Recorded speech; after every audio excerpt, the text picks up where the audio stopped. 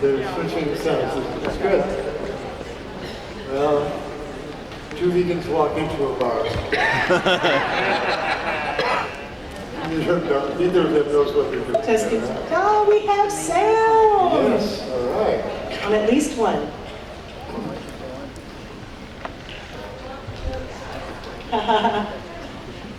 Welcome, everyone. Dr. Michael Klaper is a graduate of the University of Illinois College of Medicine in Chicago and has practiced acute care medicine in Hawaii, Canada, California, Florida, and New Zealand. To improve the health of his patients as well as his own, and to minimize suffering of sentient beings, Dr. Klaper adopted a plant-based diet in 1981. A longtime radio host and a pilot, Dr. Klaper has served as nutrition advisor to NASA's programs for the space colonists on the Moon and Mars, and on the Nutrition Task Force of the American Medical Students Association. He has authored numerous articles on plant-based nutrition and is authoring a book on using plant-based medicine to arrest and reverse disease. Dr. Klaper has practiced nutritionally based medicine at the True North Health Center in Santa Rosa, California for 8 years, and his talent for presenting complex medical topics in a simple, enjoyable format has made him a sought-after speaker for health conferences worldwide. It's my honor and a joy to present to you Dr. Michael Klaper.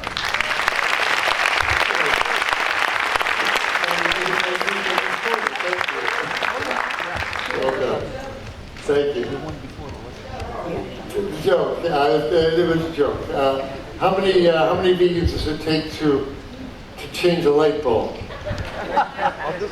Two. One to hold the bulb and one to turn the world around. Okay. Well, welcome everybody. As you just heard, for the past 8+ years, it's been my pleasure to be on the medical staff at True North Health Center in Santa Rosa, California, about an hour north of the Golden Gate Bridge. And it's a remarkable place. And we see there daily the power of a whole food plant-based diet. And people come in with all the classic Western diseases, the obesity, the clogged arteries, high blood pressure, diabetes, and inflammation of every itis you can imagine. And this is our magic secret here. We run a whole food plant-based diet, fruit and oatmeal for breakfast, and lunches and dinners of soups and salads and steamed veggies and lentil stews and colorful fruits. And day after day after day, this food, without the contaminants of the meats and the dairy and the oils and the refined sugars and the usual toxins in the Western diet, this food day after day sends waves of healing phytonutrients through the patient's cells, meal after meal after meal, as we encourage you to do on your own when you leave here with your own diet.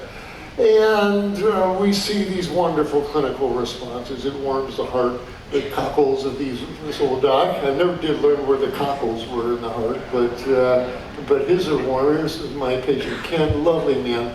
Walked in like this, cholesterol and lipids over the moon, arteries all clogged up, type 2 diabetes, 12 weeks on a whole food plant-based diet, dropped 25 pounds, off his blood pressure medications, off his diabetes meds, and getting an erection for the first time in years because his arteries were out and clogging all over his body. And this is routine, and we expect this. And this is the power of a plant-based diet. But it's the what? It's the photographic negative of the toxicity of the standard Western meat and dairy and oil-based diets. It creates these grotesque changes in the Homo sapiens body, and you run the diet we were meant to run on through that Homo sapiens frame, and they turn back into normal, healthy people without the need for medications, etc. I'm going to talk to you about the way to make a whole food plant-based diet work for you. If any of this goes by quickly, of course, you're going to be able to get the video from the ship here.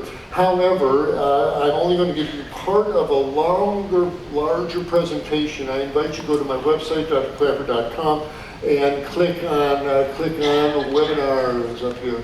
And you'll find one called Thriving on a Plant-Based Diet. And this has a much more complete program. What that contains, and what we're going to go through about a third of here, because I want to talk about the paleo issue, which I don't do on the Thriving webinar. So you can pick up the entire program on my website, where we talk about making plant-based diets work for you. The webinar has avoiding common pitfalls, just choosing the wrong foods, which we'll talk about. You got to actually eat the healthy foods. How to optimize the absorption of the nutrients, not so easy with some of them. We're going to talk about avoiding specific nutrient deficiencies, specifically iodine, zinc, magnesium, specific vitamins B12 and D3, essential fats, DHA, EPA, etc. Things that people do right off the bat that sabotage themselves, and they eat 3 cups of bean chili and complain about the gas. They eat way too much fruit and complain about the loose stools. You gotta make the transition appropriately. I'm going to be talking later on here about the paleo diet, but this is all right. Also in the presentation we talk about overweight vegans who are having trouble losing weight. We talk about the underweight vegans who are having trouble keeping the weight on. I've got folks who talk to me frequently, I'm cold all the time, my fingers are cold, my toes are cold, I must have bad circulation, right? Wrong. That's not from bad circulation, we talk about that. I get people talking to me about their nails, some of them have ridges and splits, we talk about that. So all of that is on my webinars version of this video. So we're going to cover about a third to a half of it here. If you want to know more about it, you can find it on my website. For whatever reasons, people are coming to whole food plant-based diets, whether concerns about their health, or they don't want to pay for cruelty to animals, or they get concerned about what a meat-based diet is doing to our planet. They find themselves looking for information on how to nourish their body on plant-based materials only. And it's an unusual thought because none of us, very few of us, and I doubt any of us in this room were raised as vegans, except some of the younger folks here. And the thought of going without meat and dairy products might be anxiety provoking, and it's certainly almost guaranteed to evoke a negative reaction in your friends and family and your doctor. And so people need sometimes a little bit more confidence that it's really the right thing to do. Well, to help build your confidence, I want to start with just a fact of biology, and that is the biggest, strongest, most powerful animals on planet Earth. Elephants, buffaloes, giraffes, gorillas grow to thousands of pounds of mammalian muscle without ever eating cheeseburgers or pepperoni pizzas. All the magnificent muscle on these creatures came from the amino acids that grow out of the ground. You do not have to eat a bull to be as strong as one. Again, this is entirely from plant-based materials. Well, he's a bull. They're supposed to be big and strong. I'm concerned about my muscle. I don't want to waste away. I don't want to look like one of them puny vegans. For those of you who need a little confidence on the human muscle side of things, I invite you to, after the lecture, fire up your web browser and type in 3 words to search on vegan bodybuilders, and then hit images and see who populates your screen.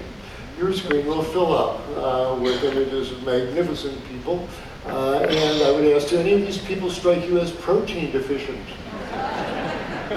I would point out, here's Jim Morris. It's so nice to have Robert with us. What a class act on so many levels. He does his profession proud. What a great example. So Derek, I saw him at the Summerfest last year. What a fine fellow. Here's Jim Morris at age 61. Not too shabby. Here's Jim Morris at age 71. On rice and beans and greens, folks. On rice and beans and greens and a lot of sweat in the gym. Okay. But the amino acid, the protein's in the plant foods. It's in the rice and beans and greens. Relax. Okay. Not an issue. Really not an issue. So, let's talk about things I covered in the webinar, but it's of real importance if you want this thing to work for you. First of all, at the risk of stating the obvious, you gotta eat the food. It's gotta be real food, fresh, whole, vital food. It's gotta look like this. Okay? You can't do this on Oreo cookies, granola bars, and energy drinks. That is devitalized, processed junk. And as the weeks go by and the months go by, you're going to develop micronutrient deficiencies that these processed pieces of dead sugar and fat are not giving you, and it's going to take a toll. And you'll notice your performance or medical issues. You're going to start getting skin infections, start getting frequent colds, wounds don't heal. You can't fool Mother Nature, you can't get away with this. You got to really eat the food, okay? So no shortcuts here, no energy drinks, no green powders that you put into smoothies is going to rescue you. None of them come close to what's in real live whole foods. There are thousands and thousands of micronutrients that interact in hundreds of millions of synergistic ways. And you just got to let Mother Nature do her thing, but she's asking, your part of the contract is you got to eat the stuff that has all these micronutrients. So allow whatever you need to do in your busy life, in your bachelor's life, in your stressful life with kids and whatever, find a way to get some fire up your crock pot, got some hearty, healthy soups going, and then freeze them into small Tupperware containers, fill your freezer full of them, and when you don't have time to make a meal, bring out a frozen soup container, heat it, and eat it. Make a bunch of Jeff Novick's veggie burgers and stock your freezer with it. Don't have time to eat, bring them out, heat it, eat it. Keep a big salad going in your fridge all the time. Have some granola and fruit in the morning if you're hungry. It's doable, but you got to do it, okay? Do not rely on all the miracle packages and instants and all this stuff. It's going to bite you in the end. This is whole, vital food. Whole, in that you can recognize it as it was growing on, yes, that is an apple, that is an orange. You can recognize like it was growing in the field. This is bok choy, you can tell, okay? This you cannot. This is not whole. This is not alive. It's not vital. Okay? This is alive. The vital is not. Okay. Yeah. Okay. This is not. This is edible like fruit substances out of brightly colored packages and boxes, as Michael Pollard says. Okay. When this calls your name in the supermarket, pull out your 3-word magic wand, point it at the display, and say, "That's not food," and walk down the soap aisle so you don't have to look at this. Okay. What we're dealing with is what Dr. Goldhammer and Dr. Lyle call the pleasure trap. These foods, the crunchy, salty, sugary, non-alive pieces of sugary, fatty, salty stuff, they stimulate the parts of your brain that release oxytocin, serotonin, and dopamine, and all these feel-good chemicals, but they don't do anything for you nutritionally. They are dead pleasure trap food. You are stuck in the pleasure trap like the rat with the electrode going into his brain, pushing the pedal. You're stimulating the pleasure center, but it's certainly not nourishing you. In fact, it's doing the opposite. I urge you to get the book by the same name, The Pleasure Trap, and get yourself out of that pit. And there are ways to do it with smart eating. Eat food like it was growing in the field. You like potatoes, eat potato chips. Eat potatoes, not potato chips. You like corn, eat corn, not corn chips. And at least half your day, at least once a day, but preferably twice a day, have a big vital salad. Like Dr. Furman says, the salad is the main dish. And you want a big live one every day. You can't do this all, even on the granolas and the muesli and the veggie burgers. You need vital, live food in there. That's what we grew up on a million years ago. We're foraging all day and eating live things, and our body's looking for at least half the diet to be live and vital, fresh fruits, fresh salads. So you got to eat the food. You got to then absorb the nutrients. What do I mean by that? That old saying, you are what you eat? It's wrong. You're not what you eat, you are what you absorb. If the nutrients in the food do not make it from the food across your intestinal membrane into your bloodstream and distributed to your tissues, you may well not have eaten it. Absorption is the name of the game. And if you don't absorb it, this high fiber food just passes right out through you into the toilet there, and you may well not have eaten it. Absorption is an issue for us. We're eating a high fiber diet here. Now, what does that really mean in the real world? Well, it's the difference between animal foods and plant foods. You can tell them looking under the microscope. Here's a muscle cell, and it's got the usual nucleus, mitochondria, and all that. But its barrier, its limiting membrane, is a very soft, floppy membrane called the cell membrane. That's easy to pierce with our teeth. Very different than the plants under the microscope. You put a piece of kale under the microscope, you can tell immediately it's a plant because it has what animals don't have, and that is a cell wall. And this cell wall is what made plants plants, and it's made of cellulose, tough stuff. Plants use it to make their stems and leaves and roots. Trees use it. We cut them down to make paper and 2x4s. Cellulose is tough stuff, and we do not have the enzymes to break down cellulose. And yet all the nutritional goodies that we want, all the vitamins and minerals and proteins are inside this little chamber of cellulose, and we don't have the enzymes to break them down. So we got to break down the cell walls. The question is how? Matter of life and health and death, really. Well, Mother Nature comes to our rescue here by giving us 32 of the best juicers on planet Earth, 16 in our upper jaw, 16 in our lower jaw. And the invitation is to use them.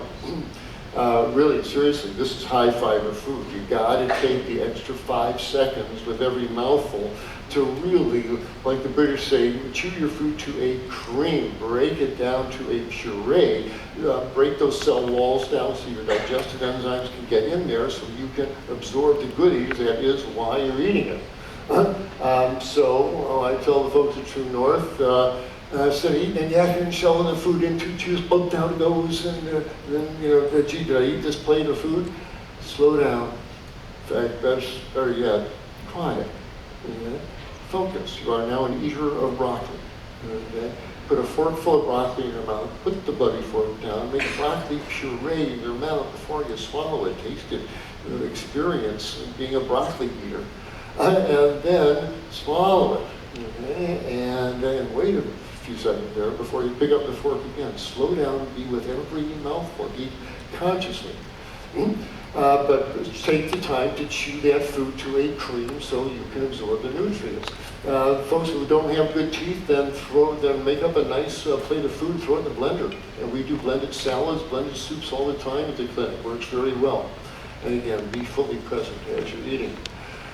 Other things you can do to optimize the absorption of the vitamins and minerals. Mother Nature's packed them away pretty solidly in these beans and nuts and seeds and leaves, and there's a lot of fiber in there and a lot of inert starches. We want to start waking those the life forces up. What does that mean? There are enzymes in that bean that when the spring rains come, those enzymes get active and they start digesting the starches and liberating the sugars and letting the bean grow and sprout wonderful. Well, we want to start that process, and that's what the beauty of sprouting is. It wakes those enzymes up. It's time, springtime in the sprouting jar, and the enzymes get active and start making sugars appear, and the nuts get sweeter. Almonds are delicious when you soak them overnight, but they're easier to absorb because the enzymes have done some of that early digestion for you. So soak beans and nuts overnight before cooking and increase the assimilation of the nutrients. Sprouting beans and nuts and seeds are wonderful things to do. It's a form of pre-digestion. And I'm a big fan of soups and stews. The hot water ruptures the cell walls of the kale, etc., and all these minerals spill out into the soup broth, and really mineral-rich soups and stews are a wonderful thing that everybody should have in their diet.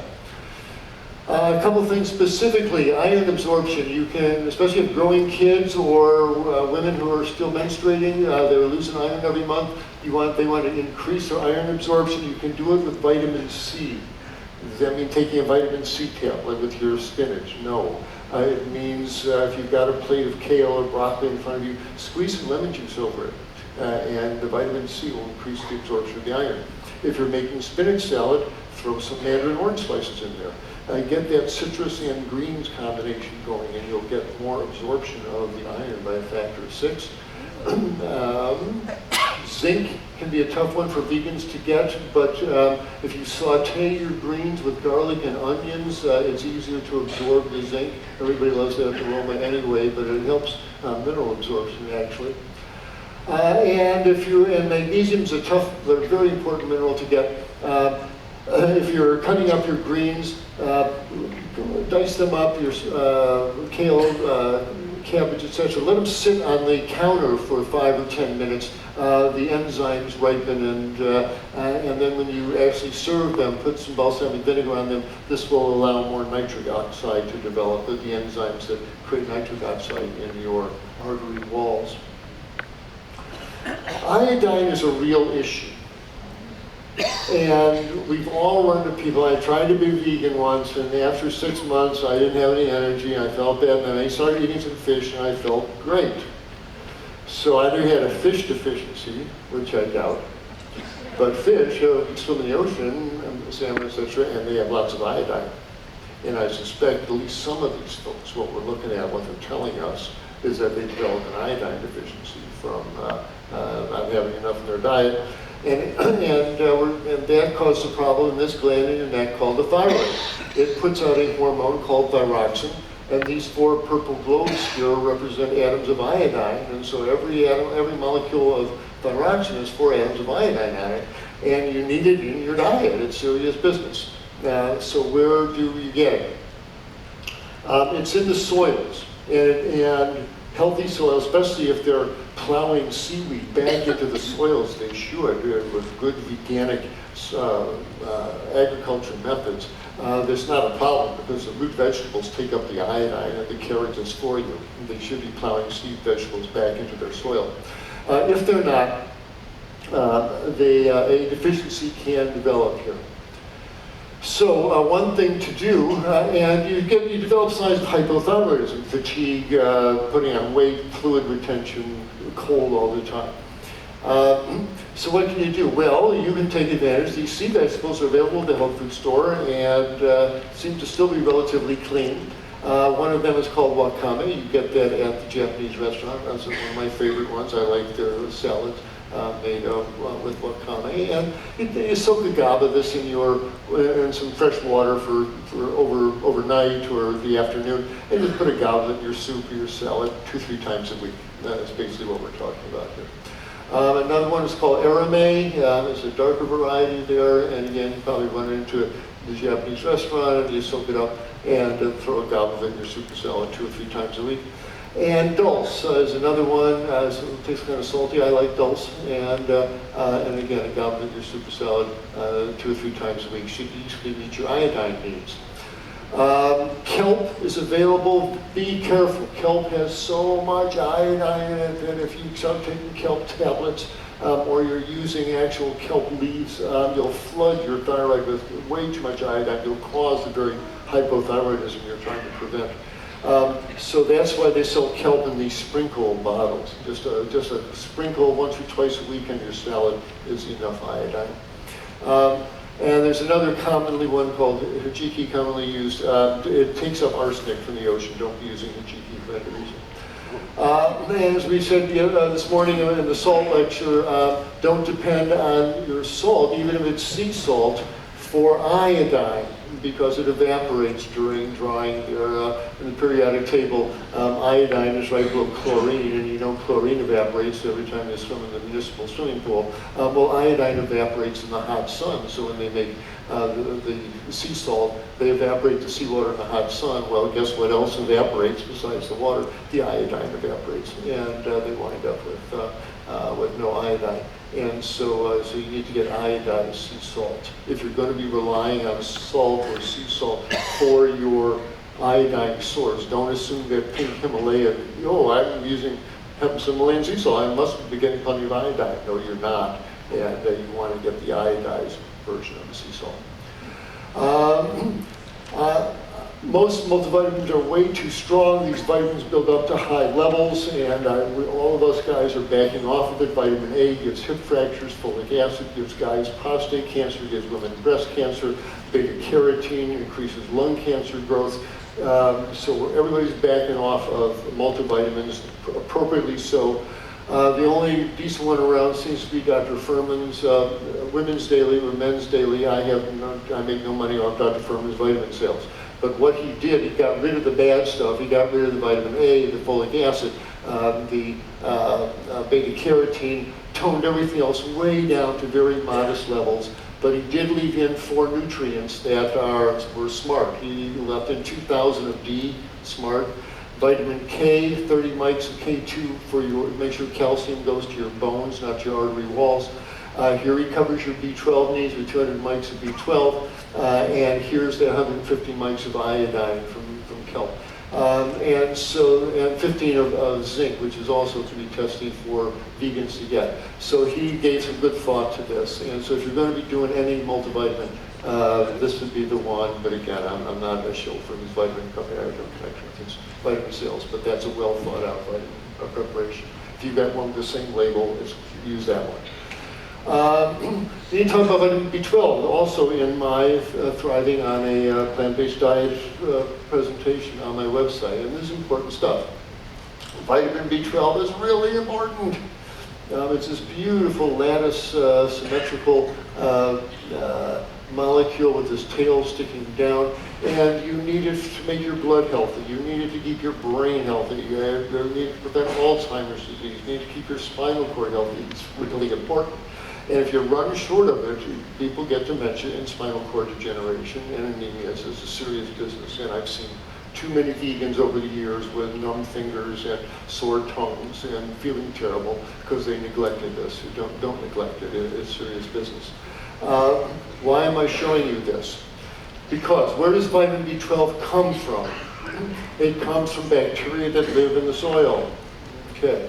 The grazing animals, the cows and the sheep and the geese and the steers, buffalo, deer, they have B12 in their muscles because they're eating grass all day and they're pulling up clumps of grass that have dirt particles clinging to their roots, and in these soil particles are the microbes that make B12. So the animal, the cow, the sheep, the buffalo, eats the microbes, and they produce B12. The animal absorbs it into its muscles.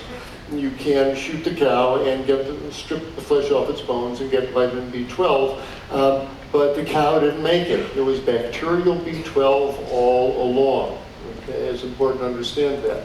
It's also in the waters in the natural systems. Every rainstorm, these microbes wash into the soil. Well, not only elk get their water from the streams, we used to do that too. And when we were living earth-connected lives, the same B12 producing organisms were washing through our GI tract and the water that we drank. And we spent most days foraging. We would pull up these starchy roots and tubers, and we wouldn't wash them under chlorinated drinking water. Then there would be B12 on the surface of these vegetables when we eat them. And so there's in the fossil records of the Neanderthals, there's no empty vitamin B12 supplement bottles at all. There was no reason to take it because they were getting B12. But welcome to the 21st century. Nobody's drinking out of streams, nobody's eating unwashed vegetables. And so it's due to modern sanitation that the natural sources of vitamin B12 have been removed from the plant eater's diet. And so that is why that if you are existing solely on plants, then somewhere along the once a week, you need to take something with some B12 in it. You just take 1,000 micrograms of methylcobalamin, but it's in fortified soy milk, fortified veggie burgers, it's around. But don't neglect it. And the 1,000 micrograms, 500, both of those are fine doses, and I like the methylcobalamin form. Now, why did I show you the molecular structure of this vitamin? Because as beautiful and functional as it is, there are plants that make similar molecules, but not real B12. And here's one called pseudovitamin B12. Looks pretty close. But if you really follow the tail around, you see this OH is turned into a double bonded O, and this ring here with the nitrogens is now broken open here. It's not the same molecule. So what? Well, it doesn't function like B12, but it occupies the receptor sites on your tissues that B12 would like to plug into, and it keeps the real B12 away. Not a good thing. This is B12 analogs, pseudo B12. And there are sea vegetables that make these. Some of these seaweeds make these for their own reason. They're not trying to cause mischief in your life. But it's probably a good idea those days when you throw that gob of wakame or hijiki, not hijiki, wakame or arame in your soup or your salad, don't take your B12 tablet that day. Wait till use the amount of day you're not taking B12. Just don't let any analogs clear out of there. But speaking of analogs, here's a couple of popular supplements that people use that I would recommend against for this reason. Spirulina and blue-green algae. When they looked and analyzed spirulina tablets, most of the B12-like molecules were pseudo B12, it turned out. And the same thing, blue-green algae. Most of it was pseudo B12. And so results suggested these are not suitable for B12 sources. Chlorella seems to be okay, but you don't need any of these. The truth of it is, eat the greens. One nutrient that we seem to need is a long-chain fatty acid called DHA. And this is, you eat your hemp seeds and flax seeds and hope your body makes enough DHA, but your body's not terribly efficient at making this stuff. And when they looked at DHA levels in long-term Austrian vegans, they were running low, and you don't want to develop dementia from DHA deficiency over the years, because we're not living near the seashore and devouring huge amounts of sea vegetables every day, or you're not eating pounds and pounds of greens, which would meet these needs. But it's something serious. The omega-3 fats, they're in the dark leafy greens, so every day you want big helpings, 2-cup helpings of kale, chard, broccoli, Brussels sprout, bok choy, something dark and green at lunch and at dinner. You want a good tablespoon of ground flax seeds on your salad or on your oatmeal. You want to avoid the junky oils, the corn oil, safflower, etc. They steal the enzymes you need to make your own DHA. But I take 250 milligrams of DHA in the mornings. I think I've seen enough evidence that it's a little spooky, and I don't have much time to eat that many greens. This is the stuff that's in fish oil, but fish don't make it. Fish don't make DHA any more than cows make B12. Fish swim in the DHA, this long-chain fatty acids made by algae cells, plant cells that float in the ocean. Fish swim in the ocean with their mouths open, swallowing algae all day. And it's the algae DHA that's winding up in the fish's muscle. And when you kill the fish and crush it, you get the fish oil. That's algal DHA in the first place. Fish didn't make it, okay? So we should leave the fish off the hook here already. And they're now growing the algae in big vats of pure seawater directly. So they're just harvesting the DHA directly from the algae and leaving the fish off the hook. So if you want to, if there's any question, you can get your DHA level, your essential fats in your blood, tested. Here's one from Genova Labs. Your doc can order this. You can probably just get it done online. There's a number of labs that offer this. And they send you a little kit with a stylet and some cards, and you stick your finger and you fill up the 4 circles, you send it back, and you get a readout of your omega-3s and omega-6s, etc. So if there's any question, you can test your own, or you can just start taking it. As I said, I take 250 milligrams of, not these brands, but another brand. So that's my whole supplement program. There's a couple of Dr. Furman's multivites and a vegan DHA, and I'm done. And I think that's all anybody really needs to do. Gotta move, man, don't let your muscles atrophy, don't let your joints stiffen up. Nothing says old man or old woman as someone who's let their spine stiffen up and their back stiffen up. Man, take those yoga classes, take those Tai Chi classes. Lecturing is hard on the spine as well. Do you need any blood tests as a long-term vegan? Yeah, for a few years, but if they're consistently coming back normal, I would space them way out here. I would get a complete blood count, find out what your liver and kidney are doing in a metabolic profile, get a thyroid, just make sure that you're getting enough iodine. Check your B12, and if you don't have enough B12, then MMA and homocysteine goes up, so get all three of those checked. Check your vitamin D level. And if you're not doing great after a year, then send off a fatty acid profile and an amino acid profile, which I'll show you in a minute. But most folks, this done every 2, 3, 4 years. If they're all normal, that's all you really need done. If you're not thriving, check your fatty acids. And there are amino acid profiles that you can also get through Genova Labs and Doctor's Data and all these other labs here. If you think it's from not enough protein in your diet, you can send off one of these blood tests on a vegan diet, then eat a bunch of meat for 3 days, and then send off another one and see which of these changed here. I've done that once or twice. Which brings us around to this guy. All of us have probably run into someone saying something like this: I tried to be vegan once, didn't work for me. Now I eat meat and I feel better. This is a real issue.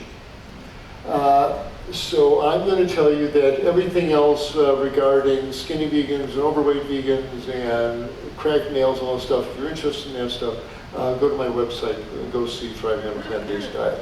I want to spend the rest of this time talking to you about the paleo approach that I think is causing so much damage and so much confusion and is swinging a pendulum way over that's going to hurt a lot of people when it swings way back.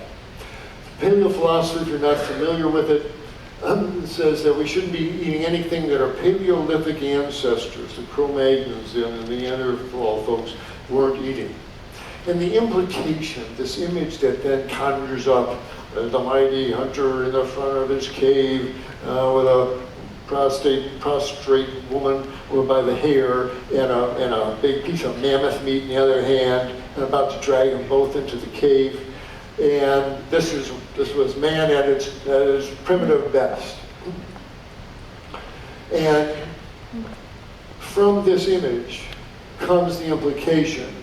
There were no packages, etc. You need to be eating meat with every meal, and if they could find some grasses around the mouth of the cave, then you can have something green too. But that was the way we were a caveman, man. We ate meat like every Neanderthal had a mastodon in the freezer and spent all day eating mammoth meat. That's what we do. And this is translated now to modern times. And with the exception of most of the people in this room, most Americans eat a piece of animal flesh 3 times a day. A meal is not viewed as complete unless there's a piece of animal muscle in the middle of the plate. Bacon and eggs, egg and muffin for breakfast, cheeseburgers for lunch, chicken for dinner, or fish for dinner. Most people in the West eat a piece of animal muscle 3 times a day. And we view this as normal. If there's not a piece of animal flesh in the middle of the plate, hey, where's my protein? Hey. Let me point out how abnormal this is that we have taken to be normal.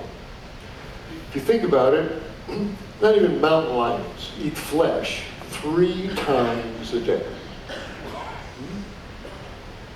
The tigers in the rainforest, official carnivores, do not eat flesh 3 times a day.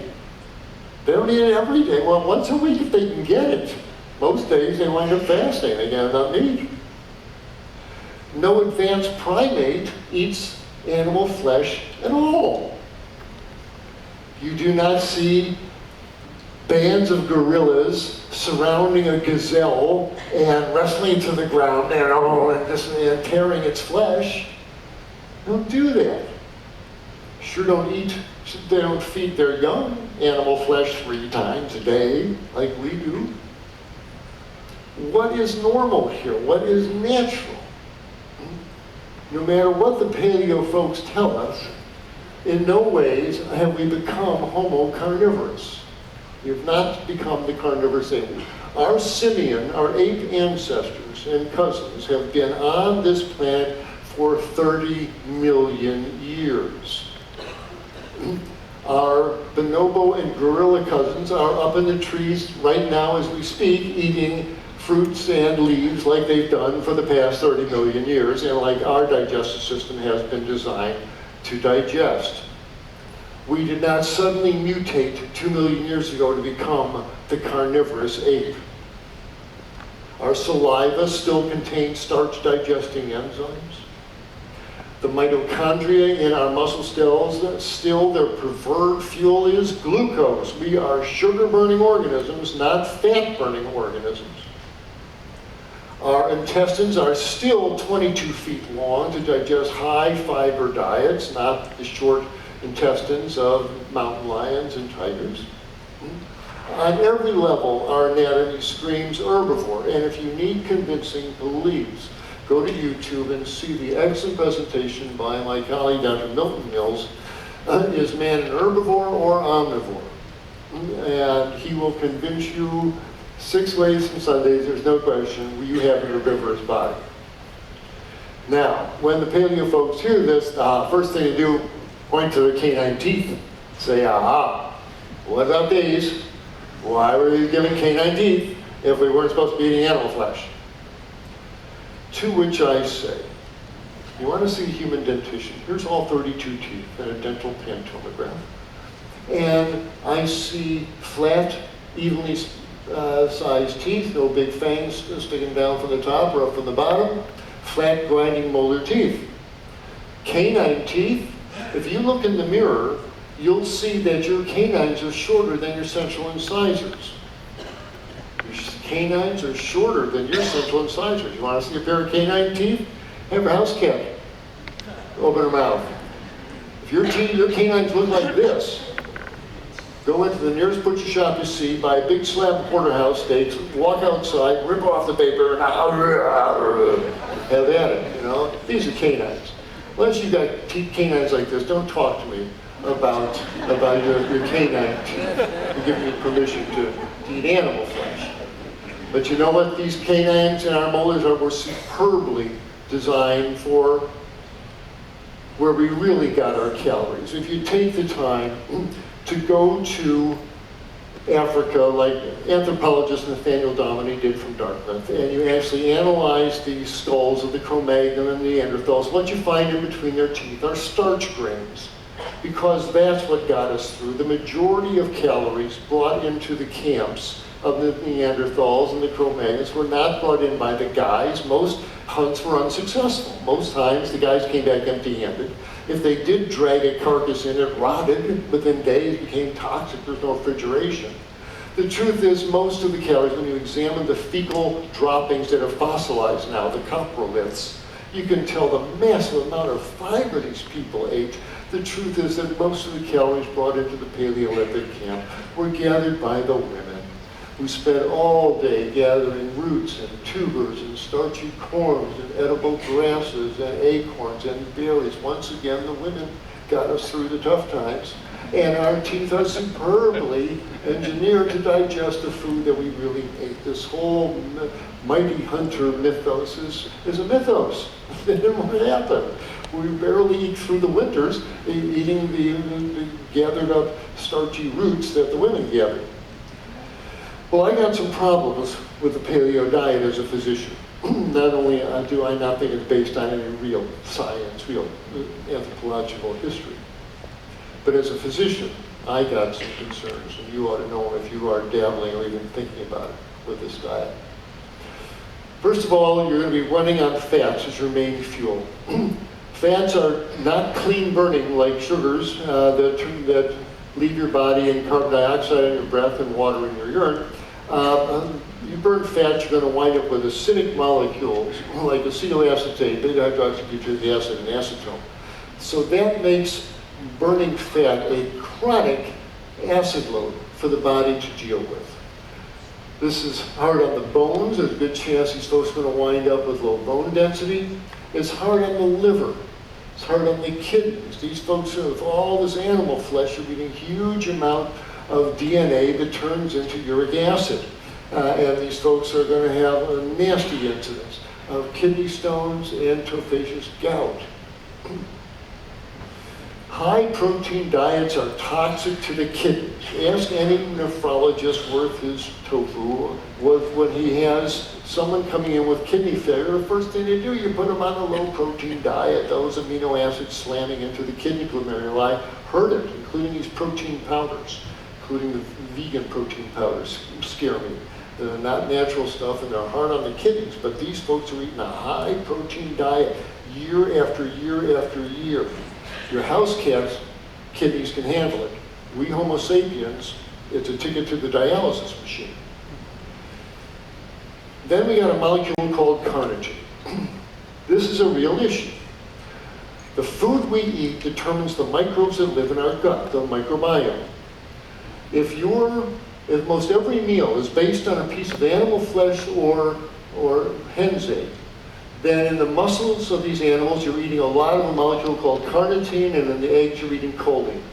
You're going to summon up a bunch of microbes in your colon that eat carnitine and choline. They have names like Streptococci and Clostridia, and they don't care about you. They're waiting for that next chicken breast or salmon steak to come down because they will turn the carnitine and the choline into this molecule called trimethylamine. So what? Well, your liver turns that into trimethylamine oxide. This is a molecule from hell. This drives cholesterol into the artery walls. And the folks on the paleo diet, they're looking all buff at the gym there. These are the guys who dropped dead on the treadmill at age 49. Oh, he looked so healthy.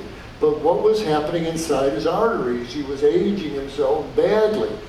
Oh, his cholesterol went down on the, where did it go? Went into his artery walls.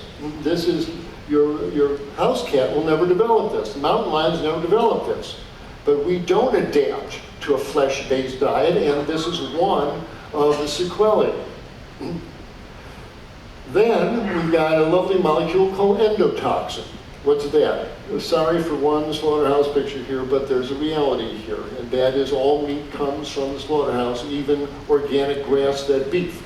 They get shot in the head and they must get eviscerated. The guts have to be pulled out. And when this happens, the intestinal bacteria leak out. And the truth is, every cutting surface in the slaughterhouse has a covering of gram-negative bacteria, E. coli, Shigella, Salmonella. Every cellophane wrap package of chicken and veal and turkey is covered with bacteria. Why am I telling you this yucky thing? Because these bacteria dry up and die. And when they do, their cell walls break up into this nasty molecule, a lipopolysaccharide called endotoxin. This is bad stuff. This stuff causes chaos all over the body. It releases histamine, it releases inflammatory cytokines, it depresses heart muscle, it causes blood clotting. This is a nasty, nasty molecule, and it's heat stable. Cooking the burger doesn't make this go away. And our paleo friends are eating this 3 times a day, and it makes the gut leaky. And as a result, food proteins start leaking out and flowing through joint membranes, and you wind up with the old leaky gut situation, which sets you up for autoimmune diseases. Then once the autoimmune diseases start up, there's this nasty molecule found only in animal flesh called New5GC. It sets off inflammation throughout the body. If you stain for it, you find it in all these inflammatory cases. And our paleo folks are eating this 3 times a day.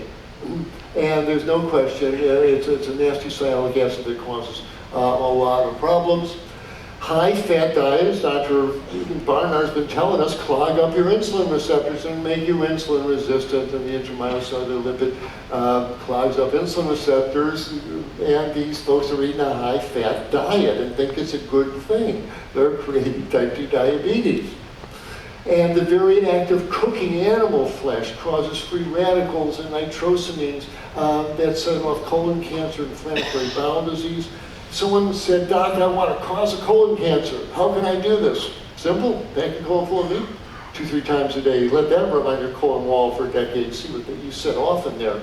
It's no accident that most colon cancers start in the descending and sigmoid colon. That's where the exposure time is the longest. But inflammatory bowel disease, also animal fats and sugars, etc., makes these things worse. The truth is, I don't care how buff these guys look. This is a diet of death. If they are basing their diet on animal flesh, and any standard American basing their diet on animal flesh, bacon, egg, cheeseburger, you're doing that. That's the center of your meals. You are choosing a fuel mixture that every 5 hours sends oxidized muscle proteins and new 5GC and endotoxin, TMAO and carcinogens, and these animals are fed herbicides and pesticides that concentrate in their flesh, the antibiotics, the growth hormone. You're choosing to put this in your bloodstream hour after hour, day after day, year after year. Now, these folks may initially lose some weight. Because the paleo folks say some things I agree with. They say no caveman ever put olive oil on his food. They're down on oils. They're down on dairy products. No caveman ever milked the dairy cows. They're down on dairy. And they're down on flour products. No caveman ever ground wheat into flour and made donut. And so I agree with them. Hey, paleo. And you drop the flour, the dairy, and the oil out of your diet, you'll trim down, and that'll lower your cholesterol, and that'll make you feel better, and yay, wonderful. But have no illusion, none of these paleo authorities have followed people 5 years, 10, 15, 20 years. Dr. Esselstyn has. Plant-based diet has been around for centuries. We know that works. But an animal flesh-based diet has never been done before, not to this extent. Our version of it is lethal enough. But this is a diet of death. Kills the animals, for sure. Kills the people who eat it. These folks are setting themselves up for an epidemic of colon cancer and heart attacks and strokes and autoimmune diseases and diabetes, inflammatory bowel disease. I don't care that their cholesterol, my LDL got better after 3 months on paleo diet. I don't care. You follow these people over the months and years. There's going to be a late. I've already seen my first colon cancer in a paleo woman. Ain't going to be the last, I fear. Do not get seduced by this, and don't get impressed by the initial improvements that may show up. This is because the original diet's so crappy. But these folks this is a non-sustainable diet on every level, not only medically, but it's going to kill this planet. Are these people with a straight face proposing a flesh-based meal 3 times a day for 8 billion people on planet Earth? Paleo's the best diet. Everybody ought to be eating paleo. 3 times a day for 8 billion people. It would take 3 planet Earths to do that. For the taste of flesh, this planet is dying. Pick environmental devastation. It's why they're cutting down large-scale industrial agriculture is driving every single environmental threat we face. It's why the forests are being cut down. It's why the soil is eroding. It's where most of the water is going. Most of the polluted water is from pesticides and herbicides and manure. Most pesticides and herbicides are sprayed on corn and soybean fields for cheap cheeseburgers. Most species are being driven extinction to make way for agricultural land. And most of the greenhouse, most of the climate change is from 70 billion living animals on planet Earth that we create each year, all breathing out carbon dioxide, all belching out methane, all eating grains that are made with ammonia fertilizers that put nitrous oxide in the air. Most of the greenhouse gases are coming from our industrial production of animal flesh. That's why these bears are on the iceberg, because of our insatiable lust for the flesh of animals. And we are clear-cutting the oceans. So what about fish? We are strip mining the oceans with our 5-mile-long fishing nets. For every piece of salmon on your plate, wild-caught salmon, there are seabirds drowned in nets, and whales and sea turtles and dolphins all drowned to put that wild-caught fish on your plate. If you want to read about this, I urge you to get not only John Robbins' excellent book, Diet for New America, The United Nations and World Bank has some excellent features. But the best book, I urge you, if you want to educate yourself on this, and I urge that you do, is go to the website of Dr. Richard Oppenlander called ComfortablyUnaware.com. And his book is called Comfortably Unaware, which is exactly where the meat and dairy industries want us. And I urge you to watch the videos on his website, read his book, support his work. It's arguably the most important thing that we can do these days. So where does it all begin? How about that guy who I tried to be a vegan once and it didn't work, and he ate some meat and he's feeling better? Now either all the people with this experience got together and said, let's drive Dr. Klaper nuts. And let's all tell him that we felt bad on a vegan diet, or and we feel better eating meat. Or they're trying to tell us something about human physiology that we need to understand. So what is it, this meat hunger, that the failed vegans and the folks who relapse, ooh, I walked past the barbecue, smelled so good, I couldn't help myself. What is it? Here's my thoughts. My theory is that the issue starts, like most everything else in life, in our early childhood. Age 6 months. The baby's still nursing on the breast, still nursing from the bottom. And with all the love in the mother's heart and the father's heart, no malice. Your mother didn't know, my mother didn't know. But with all the care and cherishing in their heart, that bottle of baby lamb, baby veal, baby chicken is opened at age 6 months. And from that point on, 3 times a day, every 6 hours, animal flesh slathered on that child's intestinal tract, all through infancy. By age 2, 3, they're in McDonald's eating their Happy Meals. They've gotten a flesh-based diet 3 times a day throughout their infancy, childhood, adolescence, puberty, their teen years, their 20s, their 30s. Well, you eat animal flesh 3 times a day for 30 years.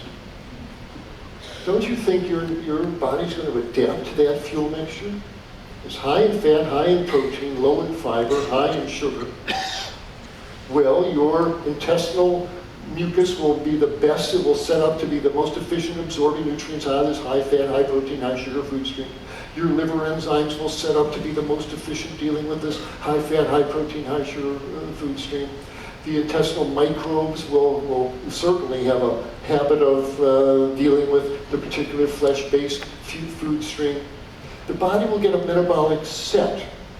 And very important, because we're talking about the muscles of animals, 3 times a day you're flooding the body with molecules like carnitine, creatine, myoglobin. These are animal muscle-based nutrients.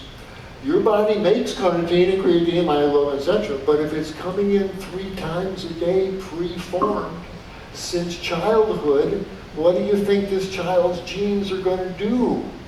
They're going to down-regulate. We don't have to make this stuff on our own. The blood's full of carnitine all the time. It's full of creatine all the time. It's full of myoglobin. We don't have to make it. And so she down-regulates. And she needs to. She doesn't want to make more carnitine. She's going to wind up generating TMAO. So her body in its wisdom turns down its own manufactured carnitine. Brilliant.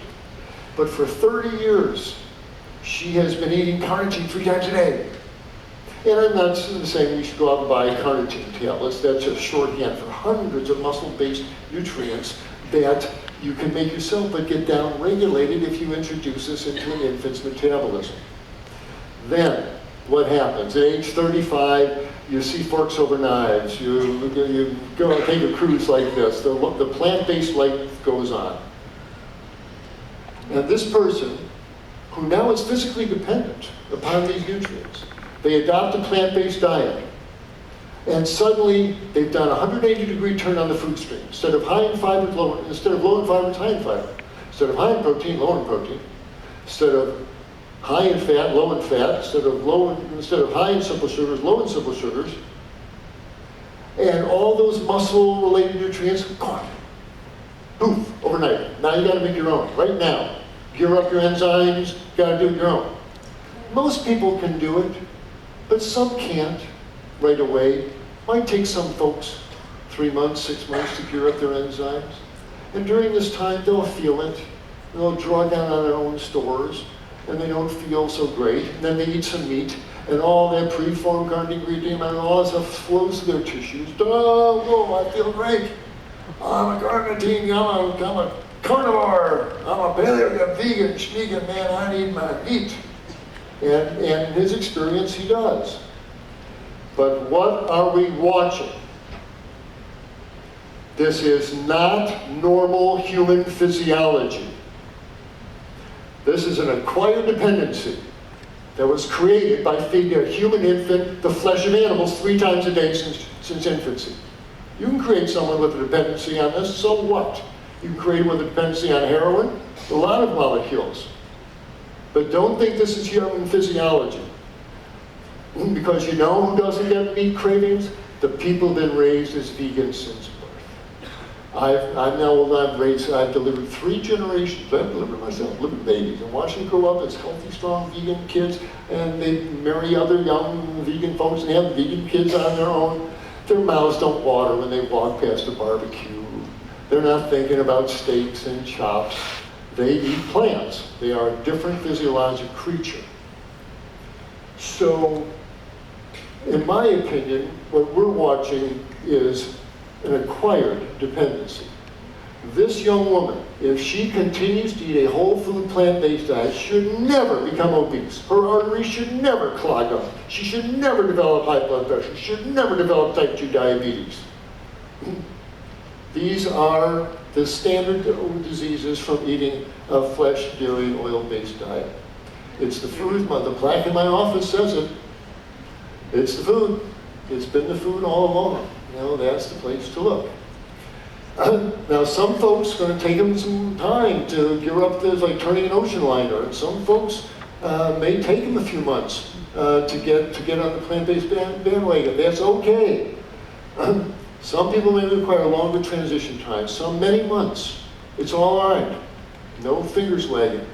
I didn't become vegan until I was 35, so for 35 years I ate the flesh of animals, and I know what it's like to sleep that sleep. It's meat, you know, you need meat, don't you? You know, never, the light hadn't gone on. And so this is not about judgment. So what do I tell the patient in my office? Doc, I gotta eat some meat twice a week. Say, okay, you do, you probably do at this point. You probably got some good well-being dependency on it. So here's what I tell my folks. If you think your body requires an animal protein, fair enough. Consider it medicinal. Your body, now there are actual nutrients in there your body does require. Okay, fair enough.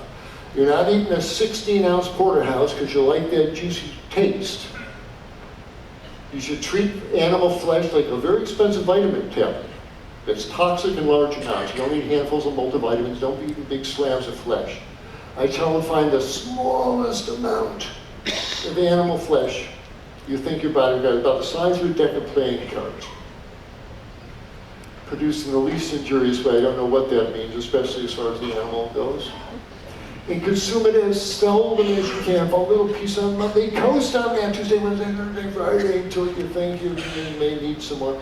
And have another little piece, and coast on that 2, 3, 4, 5, 6 days, as long as you can. If you do that, they should feel pretty functional. And we're doing a tap dance till their enzymes gear up, till their genes become disinhibited, and their enzymes wake up, and they make their own carnitine ingredient, all this stuff. And so if it takes them a few months, who cares? It's fine. In fact, they're doing it at all. You know, there's a saying that when the dog plays the violin, don't criticize the quality of the playing. You know?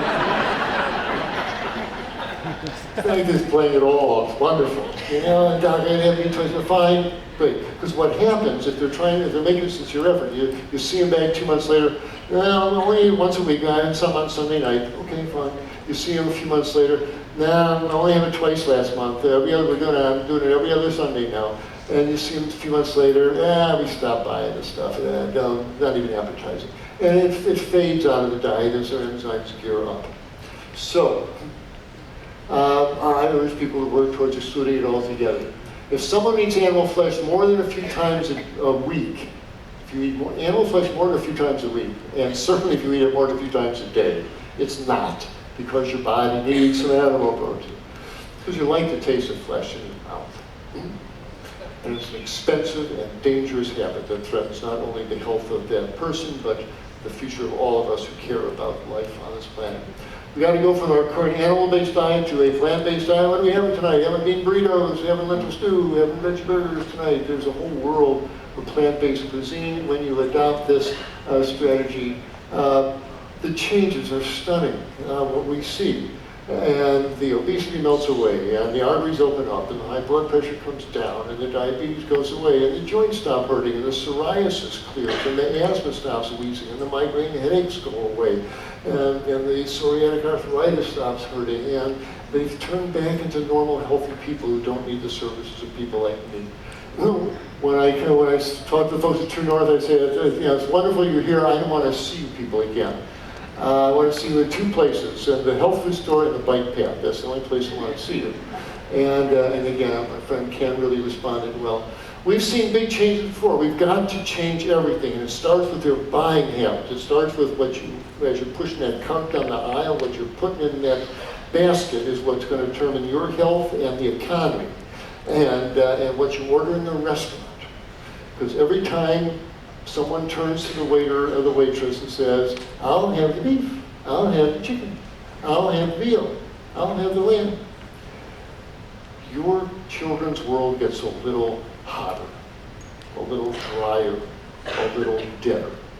We got to stop pretending that these animals come from the farm. They come from our children's future.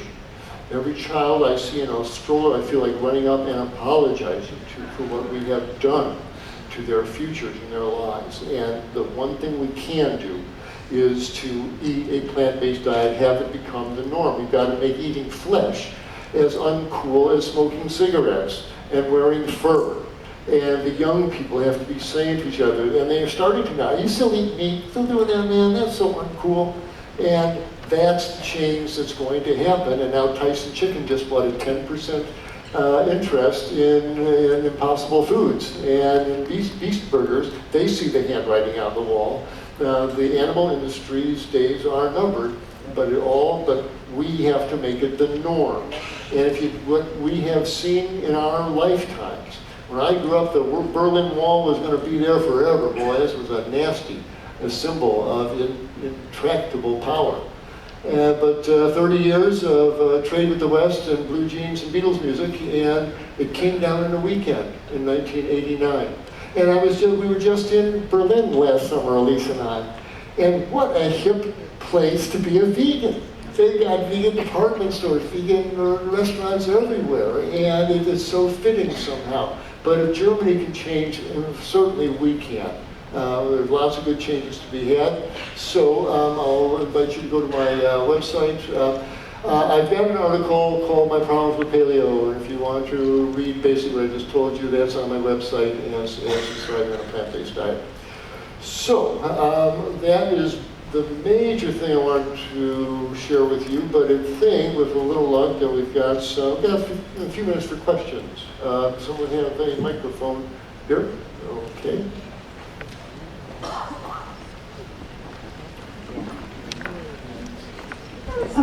What is leaky gut? What is leaky gut? The intestinal tract has a double function. It's the organ through which we absorb nutrients into our bloodstream, but there's a barrier function. There's a lot of stuff in your gut, in your intestine, you don't want out in your bloodstream. Undigested food proteins, the breakdown product of bacteria, and a healthy gut wall will not let these nasty molecules into the bloodstream. We do things to injure the gut. We drink alcohol, we take antibiotics, we drink chlorinated water, we eat too much sugar, we allow nasty bacteria to grow. They injure the gut wall and allow these molecules to get out in the bloodstream, flow through our joints, set off autoimmune diseases, all sorts of different types of food problems. I have a webinar called Leaky Gut, and so I urge you to see that one as well and go into detail. Yes? I thought the keto diet was kind of replacing the paleo diet. The ketogenic diet is replacing the paleo diet. I think, in my mind, it's a distinction without a difference.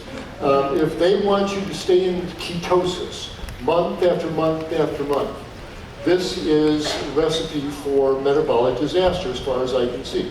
A brief stay in ketosis for a week, 2 weeks, 3 weeks does wonderful things. And I'm sure back a million years ago on the African plains, it may have been a week or 10 days before you found the next berry bush with fruit on it, or the next carcass rotting in the sun. And 10-day fasts were probably the routine, and we went into ketosis, and good things happen with a brief stint of ketosis.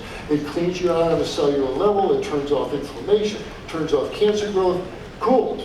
But you don't want to stay in ketosis month after month after month. It's like driving your car from LA to Seattle in passing gear. It is hard on the system. And these folks don't know what they're really saying. They've never kept anybody in ketosis for 6 months or a year. I hope they have good malpractice insurance and are willing to pay these folks nephrology bills. They're going to put some people in the ICU and some people on the dialysis machine with this kind of advice. This is not the natural state of humans. We are carbohydrate-burning organisms, not fat-burning organisms. Hi, you kind of already answered the question, but for weight loss, would a brief stint in ketosis, like 2 to 3 weeks, but vegan ketosis obviously, so just high quantity of avocados and coconut and stuff like that, is that in terms of health for weight loss something that you would recommend, like 2 to 3 week stints every few months, or yeah? Can you do a vegan ketonic diet? Is that what you're asking? Do I recommend it for health? We talked this morning, the concept of intermittent fasting, to do a 5-day water fast once a month, great thing to do. Everybody should do that. My wife and I are going to start doing that. And it's a wonderful thing. 5 days on water cleans you out. It puts your tiptoe into ketosis for 48 hours. Really cleans you out, makes you feel great. That's, I think, as far as you should take that. But, you know, we're Americans, and oil is good, more must be better, right? If 5 days is good, then how about 50 days? You know? That's not the point, but these intermittent fasts, and they kind of recapitulate that ancient rhythm back a million years ago where we just had to fast for 5 days before we found the next meal. And our body's used to that. That's a good thing to do, but hold it at that. Weight loss happens from the food you eat, not from the water fasting. Hey, you talked about putting iodine back in the soil. But the question that came up earlier was, if we're eating seaweed and Fukushima's putting out radiation into the ocean, is that a problem? Does the seaweed absorb the radiation? Thank you. Valid question about Fukushima and the absorption radiation. I don't see any way around this. If you're actually going to be eating it, then get the package of whatever brand, Maine Coast or whoever it is, and get on their website, because the reputable ones are testing for radioactivity as well as arsenic and heavy metals, and find out what their scientific analysis is. The good companies, I know Maine Coast Vegetables has a pretty good write-up, and they seem to be pretty responsible. But it's an issue. Keep looking on the websites and keep Googling iodine in sea vegetables and radioactive iodine and see what you find out. Welcome to the 21st century. Yes. Yes, you said that folic acid was not good for you, is that correct? If what's a good topic? You said something a while ago about folic acid not being a good thing. Folic acid, yes, right. No, you don't want to be consuming folic acid. I thought it sounds a good thing, and pregnant women should take it. No, they shouldn't. What they should consume is folate. Folate is a natural substance made by dark green leafy plants. That's where the name comes from. It's from foliage, and so this is folate. And it's a really important vitamin, and helps you metabolize vitamin B12 and all sorts of important things. The problem is that it's in dark green leafy vegetables, but if the vegetables spoil or people don't eat them, then you don't get the advantage in developing anemias, etc. So let's fortify it. Let's put it into vitamin tablets and into bread. The problem is folate breaks up. It's a fairly fragile vitamin. But if you do a little synthetic twist on it, you can turn it into folic acid. Ooh, that's shelf stable. And so they're the same thing. The public will never know, right? And so that's what they're really supplementing with in the vitamin tablets and the breads is folic acid. And we thought, oh, it's folic acid, folate, same thing, right? No, when your science says theoretically it's the same, but what happens to people who really eat this stuff for 20 years? Well, it turns out the women get breast cancers and the guys get prostate cancers when they actually follow the folic acid eaters. And so now they're starting to pull the folic acid out. not nice to fool Mother Nature. So folate is what you want, and you get that by, as I said earlier, once a day you want a big gazillion of helping of something dark and green every day. Twice a day is even better, but have some kale, chard, broccoli, buzzsprout, asparagus. You can keep that folate flowing through you there, and it won't be a problem. But folic acid is the synthetic and carcinogenic form of folate. Yes. Yeah. What do you think about the blood type diet? Right. I think, like Dr. Greer says, it's medical astrology. You know, what's your sign, what's your blood type. There really is no science behind it. When you look at the killer diseases, diabetes, heart attack, strokes, whatever, they're evenly distributed throughout all the blood types, A, B, O. They all get the same incidence of diabetes, high blood pressure, etc. Squirrels have 11 different blood types, so what? It really doesn't matter. And, you know, that's not the issue. People, oh, I'm a type O, that means I can eat meat. Oh, type A, better not eat that bread.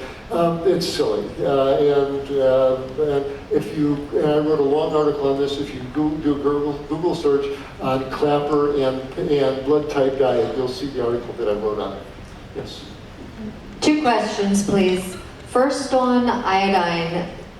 For some of us who don't eat the seaweed, can you address taking drops of nascent iodine and or a quarter cup of cranberries is said to have 400 micrograms of iodine?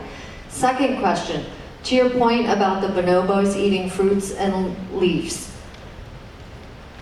You know, no other animal on the planet cooks its food. Legumes are typically toxic, most beans. And we would not necessarily thrive in a field of raw grains. Is there any downside to those people who might thrive on an abundant amount of leafy greens and fruit to the exclusion of everything else? No, if you eat enough leafy greens and fruits, you'll thrive. There's no question about it. And you'll poop about 12 times a day, and you'll thrive. She's implying there's this issue now with Dr. Gundry, you know, don't eat legumes, they've got lectins. Ooh, they'll come, they'll get you in the middle of the night, they'll sneak into your bed and strangle you. These lectins are carbohydrates in most plants, and many animals make lectins. And they can cause inflammation, interference, and absorption if you eat a lot of them. The point is they're destroyed by cooking. And nobody's eating raw beans. We urge you do not eat raw beans. And any sprouted lentils should be sprouted for at least 3-4 days. But basically, all legumes, beans, peas, chickpeas, lentils should be cooked soft enough so you can squish them between your fingers. If you do that, lectins are not an issue. And if you read Dan Buettner's book, The Blue Zones, when he goes around the world and looks at where people live the longest, and examines their diet, guess what every one of the longest alive people on the planet are eating? Legumes. All eat beans. And if legumes were so toxic, then you wouldn't see the Okinawans and the Seventh-day Adventists and the Italian people in the Greek islands eating all these beans and living to 100. It doesn't hold water in the real world. Enjoy, soak them in and cook them well, but enjoy your legumes and don't worry about the lectins. The iodine. The iodine, what was the question about the iodine? Taking nascent iodine drops or cranberries? Iodine drops? Yes, nascent iodine or quarter cup of cranberries. I'm sorry? Cranberries. So iodine and cranberry. I hear there is a modest amount. If there's any question, you can get your iodine level checked, have your doctor. The best test is a overnight urine collection. And if you want to do the deluxe version, we should excrete about 100 micrograms of iodine every 24 hours. If there's none in your urine, then you definitely are short. But they usually give you 100 micrograms to take. And if you're fully replete in your body, then all 100 micrograms show up in your urine the next morning. If none of it shows up, then you're short of the stuff, and you better take some supplements. So you can get an iodine tolerance test if you like, and that's a good way. But just checking your blood or your urine iodine is a good thing to do. Be careful with these Lugol's drops. One drop contains a lot of iodine. Don't be taking them every day, once or twice a week, if that. And if cranberries have 400 micrograms, you only need about 100, 150 micrograms of iodine a day. A cup of that a day would probably help both your bladder and your thyroid. Probiotics And nightshades? Right, probiotics. If you go to my website and you see my webinar on leaky gut, I go into the whole probiotic in detail there. But they're not necessary for most people. The most important thing is the food you eat. The good microbes are already down in your gut. It's the rice and the beans and the greens and the good foods that you put down there that summons them up and makes them robust, like the orchestra conductor bringing up the brass and the woodwinds, the rice and beans and the greens, makes your microbiome bloom. And that's all you really need to do. If you've just taken a week of antibiotics for a chest infection, whatever, yes, then a probiotic would be helpful, maybe after a intestinal infection. But other than that, most people don't need it. It's the prebiotics that make the difference, the food you eat. Yes. Could you speak a little bit about osteoporosis, the prevention and/or reversal with plant-based? I'm going to speak for an hour and a half on that. I think Sunday, it's called Healthy Bones. I'm going to give my entire Healthy Bones presentation on osteoporosis because it's so important to the second one today. He was asking about it. So come to my Healthy Bones presentation. But I also have Healthy Bones on my if you missed the one we should hear, go to my website, see my Healthy Bones presentation. And it's a complex issue, but one that I'm sure you'll understand after my talk. Yes? My gym is running this program, and they're basically telling people that whole grains are bad for you. Sure they are. And they're citing all these studies, and they're talking about the Wheat Belly book. What is a good response to that? People hear what they want to hear, and there's not much of a response. We have time for this. Well, there's a story. And I think if you give me an extra minute or two. There used to be a national television show called The Mythbusters. And on this show, these two guys would take some urban legend about James Bond or whatever, ejecting from the car, and they would actually do the experiment, calculate the physics of it, and, is this nonsense, or is it a myth, or is it real? Well, one week, what they were testing was, do magnetic fields repel sharks? And the idea was if they could build a mesh garment that had a big magnetic field, it would keep the sharks away.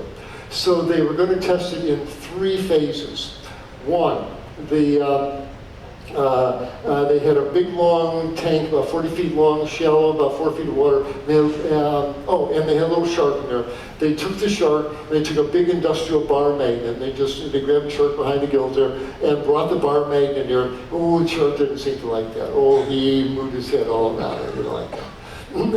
The next one, they had this shallow tank, and halfway down they had a row of magnets in the floor of the tank. And the little shark, when halfway down, got to the point where the magnets were, turned around and came back. Oh, didn't like that. Very interesting. But what is the ultimate test? What do they really need to do? They build this 25-foot geodesic dome out of structural steel, seal it all up except for a big hole about 4 feet across. They put it on a boat, they take it out to the Farallon Islands off San Francisco where the big great whites and mako sharks swim.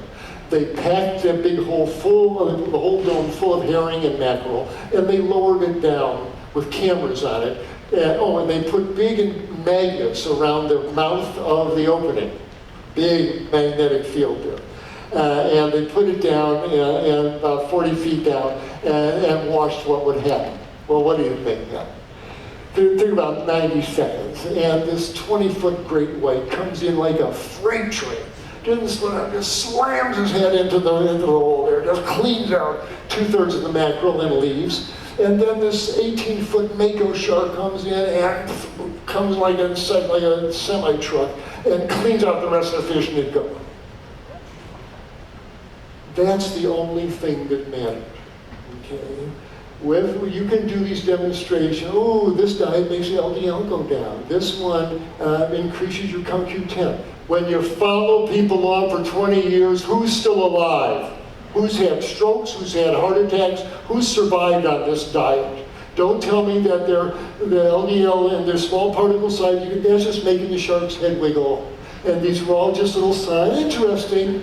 But what it really matters is, does this diet save your life or doesn't it? Does it keep you from having a heart attack, stroke, or colon cancer, or doesn't it?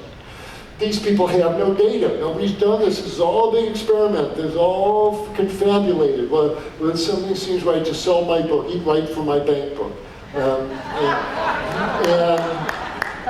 So don't get seduced by the claim, oh, this made your LDL go down, this made, they're just making the shark's head wiggle. I want to know who's still alive after 15, 20 years on this diet. I know who's alive, Dr. Esselstyn's diet. Show me the same reality with these ketogenic paleo diets. We have 1 minute and One minute, yeah, one last one. We're around one. Do you have any thoughts on whether a plant-based diet would be beneficial for people on the autistic spectrum? If what would be beneficial for what? Whether the plant-based diet would be beneficial for people on the autistic spectrum? On the autistic spectrum, yes. When you look at the microbes of the autistic kids, they have a completely different set of microbes. A whole bunch of good microbes that aren't there, and a whole bunch of pathogenic ones that are there. Well, these microbes are not passive bystanders. Their waste products are dopamine and norepinephrine and neurotransmitters, and they get absorbed into the bloodstream, and they affect the vagus nerve, and these things affect the child's neurochemistry. And I'm not saying that it's not a complex issue, but I'm wondering, at least in some of these kids, because there's now studies showing you pull the gluten and the dairy out of these autistic kids' diet, many of them do much better. Get them on a plant-based diet, they do better. Probiotics seem to help them. Antibiotics help. Not saying that that's what they need, but the very fact that a course of antibiotics make these kids brighter and saner says the microbes are probably playing a real role here. And I wonder if you had a kid that was leaning this way on the autistic spectrum, and he was showing all sorts of obstreperous, outrageous behavior, maybe in some households to pacify him, shut him up, he was given a pack of Oreos and some sugar water and a package of Skittles, and this kid's been eating sugars for 2 years, and now he's full-blown autistic. Well, maybe, at least part of that may have been coming from his gut from the food these kids have been eating. So would a whole food plant-based diet, it couldn't, as my Swedish grandmother would say, it couldn't wait, that's for sure. And there's a good chance that it may have a very profound effect. And certainly worth doing. There are some good studies on it. Dr. Klaper will be back tomorrow, Saturday, here in the theater at 11:30. So in the spirit of time, thank you, everybody.